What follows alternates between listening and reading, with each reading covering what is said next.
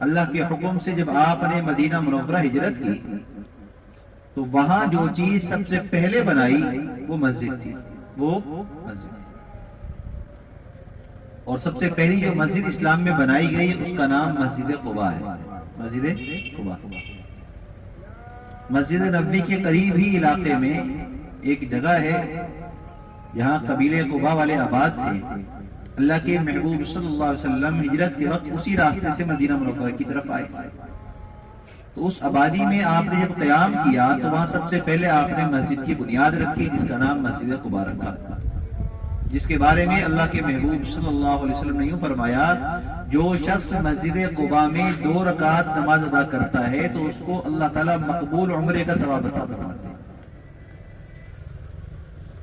تو سب سے پہلے مسجد کی تعمیر کی، تو معلوم یہ ہوا کہ کوئی بھی نئی آبادی بنانا شروع کریں، کوئی سوسائٹی بنانا شروع کریں، کسی جگہ کو آباد کرنا چاہیں تو سب سے پہلا عمل یہ ہے کہ وہاں مسجد بنائی جائے۔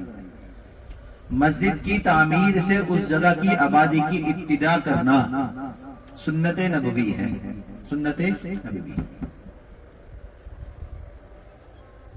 علماء کرام فرماتے ہیں کہ بیت اللہ وہ جگہ ہے جہاں ہر وقت ہر روز 120 رحمتوں کا نزول خصوصی طور پر ہوتا ہے،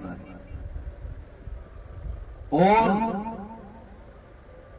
ان رحمتوں کا نزول جہاں ہوتا ہے وہ بیت اللہ ہے، اور پھر وہاں سے ہر اس جگہ پر منتقل ہوتا ہے جہاں بیت اللہ کی بیٹیاں یعنی مساجد آباد ہیں، اور پھر ہر مسجد سے اللہ کی رحمتوں کا ورود ان لوگوں کے گھروں کی طرف ہوتا ہے جو مسجدوں کو آباد کرتے ہیں، جو مسجدوں کو آباد کرتے ہیں۔ لہذا جو شخص یہ چاہے کہ اللہ میرے گھر کو آباد کر دے، میرے گھر پر اپنی رحمتیں نازل کرے، تو اس کو چاہیے کہ وہ مسجدوں کو آباد کرے، اس لیے کہ مسجدوں میں اللہ کی رحمتوں کا نزول ہوتا ہے، اور مسجدوں کی نسبت بیت اللہ کے ساتھ ہے۔ کس کے ساتھ ہے؟ بیت اللہ کے ساتھ۔ یہی وجہ ہے کہ قیامت کے دن سب سے پہلے اللہ تعالیٰ بیت اللہ کو جنت میں داخل کریں گے، حکم دیا جائے گا بیت اللہ کے لیے کہ مسجد جنت میں چلے جاؤ۔ بیت اللہ کعبۃ اللہ جو اللہ تعالیٰ کا سب سے پہلا گھر ہے، وہ جاتے جاتے رکے گا اور کہے گا کہ یا اللہ میری بیٹیوں کا کیا بنا؟ اللہ کہیں گے تمہاری بیٹیاں کون؟ کہا کہ وہ کہ جو سب کی سب دنیا میں مسجدیں ہیں وہ بیت اللہ کی بیٹیاں ہیں۔ تو اللہ کہیں گے کہ بیت اللہ کی بیٹیاں یعنی مسجدوں کو بھی اس کے ساتھ جنت میں جانے کا حکم دیا جائے، ان کو بھی جنت میں ڈالا جائے۔ جب وہ چلنے لگے مسجد کی طرف، جنت کی طرف، تو وہ رک جائیں گے تمام مساجد، یا اللہ ہمیں تو جنت میں جانے کا حکم مل گیا لیکن ہمیں آباد کرنے والوں کا کیا بنا؟ اللہ کہیں گے کہ جو دنیا میں مسجدوں کو آباد کرنے والے ہیں ان کو بھی ان مسجدوں کے ساتھ جنت میں داخل کر دیا جائے۔ تو گویا کہ مسجد وہ جگہ ہے کہ جہاں سے انسان بآسانی اللہ کا قرب بھی حاصل کر سکتا ہے اور جنت کا داخلہ اس کے لیے آسان بھی ہو سکتا ہے۔ تو اس لیے ضرورت اس بات کی ہے کہ ہم مسجدوں کو آباد کریں، ہم مسجدوں کو آباد کریں۔ مسجد کے آداب میں سے یہ ہے کہ جب آپ گھر سے نکلیں تو باوضو ہو کر مسجد کی طرف آئیں۔ کیوں؟ اللہ کے محبوب صلی اللہ علیہ وسلم نے فرمایا جو مسجد میں آتا ہے وہ کس کا مہمان ہے؟ اللہ کا مہمان ہے، اور اللہ کا مہمان بن کر جب تم چلنے لگو تو باوضو ہو کر چلو، پاک صاف ہو کر چلو۔ اور پھر فرمایا کہ جو شخص گھر سے باوضو ہو کر مسجد کی طرف نکلتا ہے تو اللہ تعالیٰ ہر قدم پر اس کے ایک گناہ کو معاف کرتے ہیں، اور ہر قدم پر اللہ تعالیٰ اس کے ایک درجے کو بلند کرتے ہیں۔ تو مسجد کی طرف آتے ہوئے جتنے قدم بھی اٹھائے گا ہر قدم پر گناہ بھی معاف ہوگا اور درجہ بھی بلند ہوگا۔ لہذا مسجد کا سب سے پہلا ادب یہ ہے کہ جب ہم مسجد کی طرف آنے کا ارادہ کریں تو باوضو ہو جائیں، پاک صاف ہو جائیں، پھر مسجد کی طرف چھوٹے چھوٹے قدم اٹھا کر آئیں تاکہ ہماری ہر قدم پر گناہ بھی معاف ہوں اور ہر قدم پر ہمارا درجہ بھی اللہ کے یہاں بلند ہو جائے۔ اور جب مسجد میں داخل ہوں تو کیا کریں؟ بسم اللہ الصلاۃ والسلام علی رسول اللہ، اللہ کے نام کے ساتھ درود و سلام ہو اللہ کے رسول پر۔ بسم اللہ الصلاۃ والسلام علی رسول اللہ، اس کے بعد درود پاک پڑھیں، اللہم صلی علی محمد وعلی آل محمد وبارک وسلم۔ پھر مسجد میں داخل ہوں تو پہلے چپل اتاریں، پھر دایاں قدم جنت مسجد میں داخل کریں، اور دایاں قدم مسجد میں رکھ کر دعا پڑھیں اللہم افتح لی ابواب رحمتک۔ جب مسجد میں داخل ہو جائیں تو پھر اعتکاف کی بھی نیت کر لیں، نویت الاعتکاف ما دمت فی ھذا المسجد، جب تک میں اس مسجد میں ہوں اعتکاف کی نیت کرتا ہوں۔ اس لیے کہ انسان خطا کا پتلا ہے، کہیں پر بھی ہوتا ہے، کوئی دنیاوی بات بھی ہو جاتی ہے، کوئی ضرورت کا کام بھی انسان کی زبان سے نکل آتا ہے، لیکن مسجد میں چونکہ دنیاوی باتیں اور ضرورت کی باتوں کو کرنا ممنوع ہے، لہذا یہاں پر آ کر جب اعتکاف کی نیت کر لیں گے تو اللہ تعالیٰ اعتکاف کی نیت کی برکت سے لایانی کاموں سے بھی محفوظ فرمائیں گے، اور اگر کبھی کوئی غلطی سے انجانے میں ایسا کام ہو جائے گا تو اللہ اس گناہ کو معاف بھی فرما دیں گے۔ جس طرح اپنے آپ کو پاک اور صاف کر کے مسجد میں لانے کا حکم ہے، بالکل ایسے ہی مسجد کو بھی پاک اور صاف رکھنے کا حکم ہے کہ آپ مسجد میں آئیں تو خوشبو لگائیں تاکہ آپ کے بدن سے کوئی بدبو نہ ہو، اگر ہو تو وہ خوشبو کی وجہ سے ختم ہو جائے۔ کوئی منہ میں بدبو والی چیز کو استعمال کر کے نہ آئے، کچا پیاز ہے، لہسن ہے، چھالیا ہے، کوئی پان گٹکا ہے، کوئی ایسی چیز ہے جس کی مہک ہوتی ہے جو اچھی نہیں ہوتی، لہٰذا ایسی چیزیں اگر ہم استعمال کریں تو مسجد میں داخل ہونے سے پہلے اچھی طرح کلی کر کے، منہ کو صاف کر کے، دانتوں کو صاف کر کے مسجد میں آئیں، پاک اور صاف ہو کر مسجد میں آئیں۔ اللہ کے محبوب صلی اللہ علیہ وسلم نے ایک خوشخبری سنائی، فرمایا کہ قیامت کے دن خوش نصیب ہوگا وہ شخص جس کو اللہ تعالیٰ عرش کا سایہ عطا فرمائیں گے، جس دن عرش کے سائے کے علاوہ کوئی سایہ نہیں ہوگا۔ آج ہم دیوار کے سائے میں آ جاتے ہیں، درخت کے سائے میں آ جاتے ہیں، تھوڑی سی گرمی لگتی ہے کسی چیز کی آڑ لے لیتے ہیں۔ قیامت کا دن وہ دن ہے جس دن سورج سوا نیزے پر ہوگا، عرش کے سائے کے علاوہ کوئی سایہ نہیں ہوگا۔ تو اللہ کے محبوب نے فرمایا کہ خوشخبری ہے اس شخص کے لیے، خوش نصیب ہے وہ شخص جس کو قیامت کے دن عرش کا سایہ مل جائے۔ اور جن لوگوں کو عرش کا سایہ اللہ عطا فرمائیں گے ان میں سے ایک شخص وہ ہے جس کا دل مسجد میں اٹکا ہوا ہو، جس کا دل دنیا میں رہتے ہوئے مسجد میں اٹکا ہوا ہو، تو ایسے شخص کو اللہ تعالیٰ قیامت کے عرش کا سایہ عطا فرمائیں گے۔ اب مسجد میں کس کا دل اٹکا ہوا ہے، اس کی پہچان کیا ہے؟ اس کی پہچان یہ بتلائی کہ وہ نماز پڑھ کر گھر تو چلا جائے، نماز پڑھ کر دکان پر چلا جائے، نماز پڑھ کر اپنی مشغولیت میں چلا جائے، لیکن اس کو اس بات کی فکر ہو کہ اگلی نماز میری قضا نہ ہو جائے، تو وہ شخص ہے کہ جس کا دل مسجد میں اٹکا ہوا ہے، کہ اس کو اس بات کی فکر ہے کہ میری نماز قضا نہ ہو جائے، اذان کا وقت نکل نہ جائے، لہذا اذان کے وقت کی طرف دھیان رہے، کام میں بھی مشغول ہو اور دھیان مسجد کی طرف، نماز کی طرف ہو۔ تو یہ شخص جو ہے وہ ہے جس کا دل مسجد میں اٹکا ہوا ہے۔ فرمایا قیامت کے دن ایسے جو لوگ بھی ہو دنیا میں ہیں وہ سب کے سب وہ خوش نصیب ہیں جن کو اللہ عز کا سایہ عطا فرمائے گا۔ تو اس لیے ہمیں کوشش اس بات کی کرنی ہے کہ اللہ تعالیٰ ہمیں قیامت کے دن ان خوش نصیبوں میں داخل فرمائے جن کو اللہ عز کا سایہ عطا فرمائے۔ اللہ کے محبوب صلی اللہ علیہ وسلم نے فرمایا خوشخبری دے دو ان لوگوں کو جو رات کو اندھیرے کے وقت میں مسجدوں کو روشن کرتے ہیں، قیامت کے دن کے پورے نور کی ان کو خوشخبری دے دو۔ یہ کون ہیں؟ وہ لوگ کہ جو فجر کی نماز کا باجماعت اہتمام کرتے ہیں۔ نماز دن میں پڑھنا آسان ہے، اگرچہ فضائل اس پر بھی ہیں، لیکن سب سے زیادہ فضیلت اندھیرے کے وقت پڑھی جانے والی نماز ہے جو فجر کی نماز ہے اور عشاء کی نماز ہے۔ دن بھر کام کاج کی تھکاوٹ کی وجہ سے اکثر رات کو عشاء کی نماز پڑھنا مشکل ہو جاتا ہے، اندھیرا ہے، لائٹ نہیں ہے، بھوک لگی ہے، مختلف مصروفیت ہے، نہانا دھونا ہے، کام سے ابھی آئے ہیں، لہذا بعد میں پڑھ لیں گے، پوری رات پڑی ہوئی ہے۔ تو شیطان اور نفس اس طریقے سے بیلا پستا کر نماز کو مؤخر کرا کر پھر نماز کو قضا کرا دیتا ہے۔ تو اللہ کے محبوب صلی اللہ علیہ وسلم نے فرمایا وہ نمازیں کہ جس میں تمہارے لیے مشکلات ہوں اس میں آؤ گے تو اللہ کی طرف سے زیادہ خوشخبریاں ملیں گی۔ اسی لیے فرمایا کہ اندھیرے کے وقت میں یعنی فجر کے وقت جب نیند کا غلبہ ہے، جب اٹھنا مشکل ہو رہا ہے، مسجد کی طرف قدم بڑھاتے ہوئے ڈر اور خوف دل میں آ رہا ہے، ایسے وقت میں جب تم اٹھ کر مسجد کی طرف آؤ گے تو فرمایا قیامت کے دن اللہ ایسے لوگوں کو پورا نور عطا فرمائیں گے۔ نورہم یسعی بین ایدیہم و بایمانہم، یہ وہ نور ہے جو قیامت کے دن ان کے دائیں اور بائیں ہوگا اور ان کے لیے جنت کی طرف جانے کے راستے کو آسان کر دے گا۔ اس نور کے سائے کے اندر وہ جنت کی طرف چلے جائیں گے۔ تو اس نور کو حاصل کرنے کے لیے ہمیں اس بات کا اہتمام کرنا ہے کہ ہم فجر کی نماز کا بھی باجماعت اہتمام کریں، عشاء کی نماز کا بھی باجماعت پڑھنے کا اہتمام کریں۔ مسجد میں آنے والا اللہ کا مہمان ہوتا ہے اور مہمان کا ہر کوئی اکرام کیا کرتا ہے۔ یاد ہے ہم مسجد میں آئیں تو یہ سوچ کر آئیں کہ ہم کس کا مہمان بن کر جا رہے ہیں، ہم کس کے مہمان بن کر جا رہے ہیں۔ آج ہم کہیں بازار میں ہوتے ہیں، کہیں آفس کالج میں ہوتے ہیں، کہیں مشغولیت میں کہیں چلے جاتے ہیں، کوئی ہم سے پوچھتا ہے کہاں رہتے ہو، تو ہم اس کو بتاتے ہیں کہاں، سرجانی ٹاؤن میں، فیڈرل بی ایریا میں، اورنگی میں، مختلف علاقوں کے نام لیتے ہیں، وہاں رہتے ہیں۔ حالانکہ ہم مسلمان ہیں، بحیثیت مسلمان ہمارا تعارف مسجد ہونا چاہیے۔ کیا ہونا چاہیے؟ مسجد۔ آپ کہاں رہتے ہو؟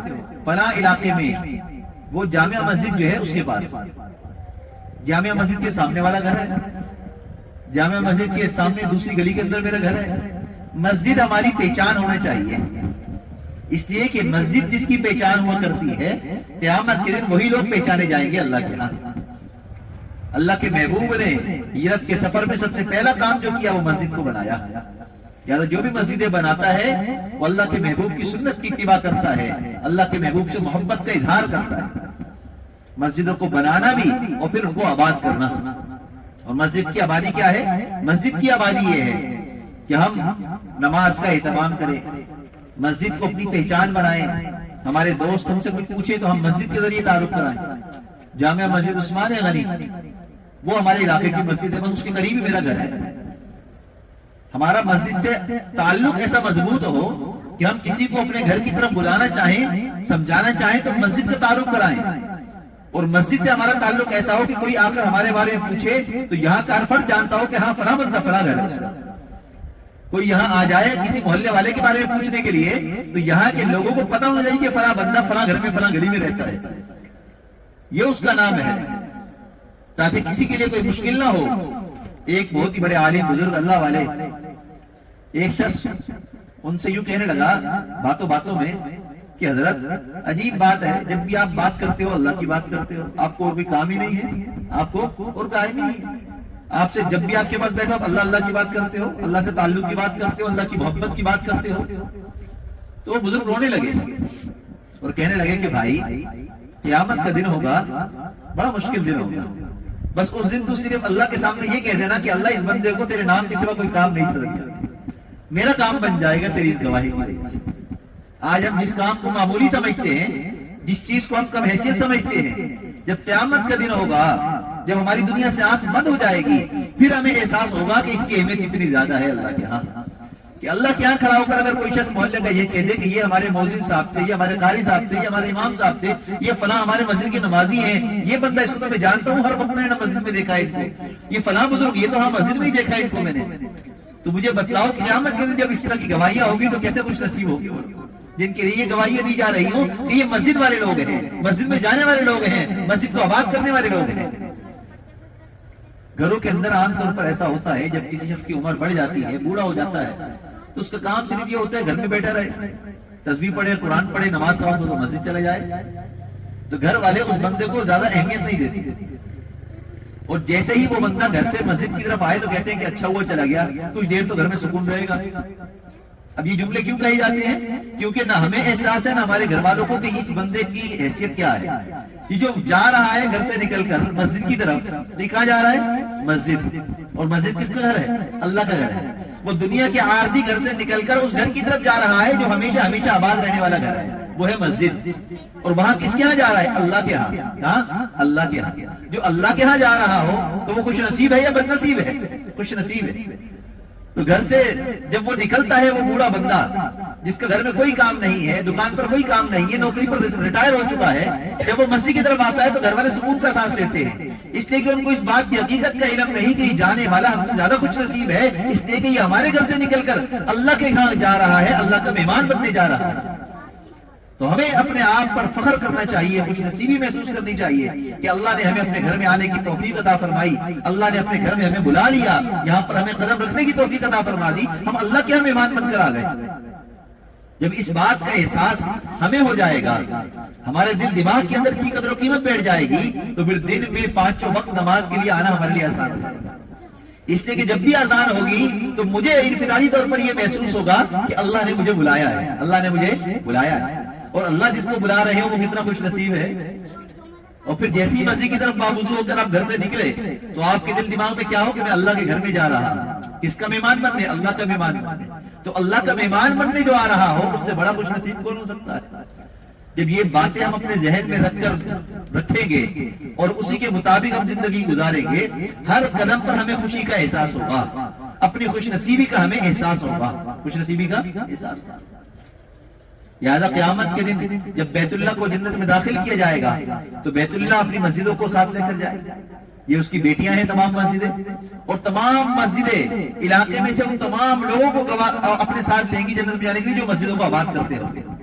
اور مسجدوں کو آباد کرنے والے کون لوگ ہیں؟ جو پانچوں وقت نماز کا اہتمام کر رہے ہیں، چاہے دکان پر ہو، چاہے کاروبار میں ہو، چاہے گاڑی چلاتے ہو، چاہے ٹھیلے لگاتے ہو، لیکن نماز کا وقت ہو تو اپنی کام کو روک کر نماز کو ادا کریں۔ تو فرمائے کہ یہ سب وہ لوگ ہیں جن کو قیامت کے دن مسجدیں پکاریں گے اپنے ساتھ جنت میں لے جانے کے لیے۔ تو اس لیے ضرورت اس بات کی ہے کہ ہم مسجدوں کو آباد کریں، مسجدوں کو بنائیں۔ مسجدیں بنانا بھی اللہ کے محبوب کی سنت ہے، آپ کی خوشی ہے، آپ کا طریقہ ہے، اور مسجد اللہ کا گھر ہے، اس کو آباد کرنے والے خوش نصیب لوگ۔ اس کے بنانے میں بھی ہم اپنا حصہ ڈالیں۔ اللہ کے محبوب جب مسجد قباء سے آگے آئے مدینہ منورہ کی طرف، جس کو یثرب کہا جاتا تھا، اور آپ کی قدم بوسی کی وجہ سے، قدم پڑنے کی وجہ سے اس علاقے کا نام مدینہ منورہ بڑھ گیا۔ وہاں پر آپ نے سب سے پہلا کام کیا کیا؟ مسجد کی بنیاد رکھی۔ آپ نے مسجد نبی کی بنیاد رکھی، اور مسجد نبی کی بنیاد کیسے رکھی کہ آپ نے زمین کو خریدا اور پھر اس کو اپنے ہاتھوں سے بنایا، اپنے ہاتھوں سے بنایا۔ آج کل تو ہمارے پاس سیمنٹ ہے، گارا ہے، یہ سب چیزیں ہیں۔ اس زمانے میں مٹی کی بنتی تھی، لکڑی کی بنتی تھی۔ تو اللہ کے محبوب صلی اللہ علیہ وسلم بھی گارے کو بنا رہے ہیں، دیواروں پر لگا رہے ہیں، پتھر کو کی دیوار کھڑی کر رہے ہیں، پھر جو ہے وہ کھجور کے تنوں سے جو ہے وہ اس کی چھت کے لیے پول بنائے جا رہے ہیں، کھجور کے پتوں کے ساتھ چھت کو ڈالا جا رہا ہے۔ بنفس نفیس صحابہ کرام کے ساتھ آپ نے کام میں شرکت کی اور مسجد کو تعمیر کیا۔ اور کیسی مسجد تھی؟ بارش ہو جاتی تھی، پانی رستا تھا، نیچے صفحے نہیں تھی بہت اچھی اعلیٰ، عام سی صفحے تھی، کپڑے تھے، چٹائیاں تھی مختلف۔ اس میں کیا ہوتا کہ جب پانی پڑتا تھی کہ مٹی تھی وہ اوپر آ جاتی، بعض دفعہ کیچڑ بھی بن جاتی۔ صحابہ کرام سجدے کر رہے ہیں، بارش کی وجہ سے پانی میں مسجد میں کیچڑ بنی ہے، ماتھے پر مٹی لگ رہی ہے، لیکن سجدے کو نہیں چھوڑ رہے۔ اور ہماری حالت کیا ہے؟ راستہ تھوڑا سا خراب ہو جائے تو ہم مسجد آنا چھوڑ دیتے ہیں، مسجد میں اگر سہولیات ساری نہ ہو تو ہم مسجد میں آنا پسند نہیں کرتے ہیں۔ کیسا ہمارا ایمان ہے اور ہم کیسے مسلمان ہیں؟ اللہ کے محبوب صلی اللہ علیہ وسلم نے مسجد میں باجماعت نماز کرنے کا اہتمام کرنے کا حکم دیا ہے، صرف جمعہ نہیں، دن میں 5 نمازیں، تو 5 نمازوں میں اپنے مسجد کو آباد کرنا ہے، 5 نمازوں میں۔ اور اس بات کو ہمیشہ ذہن میں رکھیں کہ اللہ کے محبوب صلی اللہ علیہ وسلم کتنے ناراض ہوتے ہیں اس شخص سے جو مسجد کی نماز کو چھوڑتا ہے۔ ایک مرتبہ آپ نے یوں فرمایا کہ میرا دل چاہتا ہے کہ میں اپنے مصلی پر کسی اور کو نماز پڑھانے کے لیے کھڑا کروں اور پھر میں ان لوگوں کے گھروں پہ جاؤں جو بغیر کسی عذر کے مسجد کی جماعت میں شرکت نہیں کرتے، لکڑیاں جمع کروں، ان کے گھروں کو آگ لگا دوں، کے گھروں کو آگ لگا۔ اتنی سخت بات آپ نے فرمائی، حالانکہ آپ رحمت للعالمین ہیں، آپ شفیق ہیں، مہربان ہیں، کریم ہیں، ایسے ہیں کہ دشمن کو بھی معاف کر دیتے ہیں، لیکن مسلمان جو باجماعت نماز کا اہتمام نہیں کر رہا اس پر اتنا غصہ ہے کہ کہہ رہے ہیں کہ میرا دل چاہتا ہے گھروں کو آگ لگا دوں۔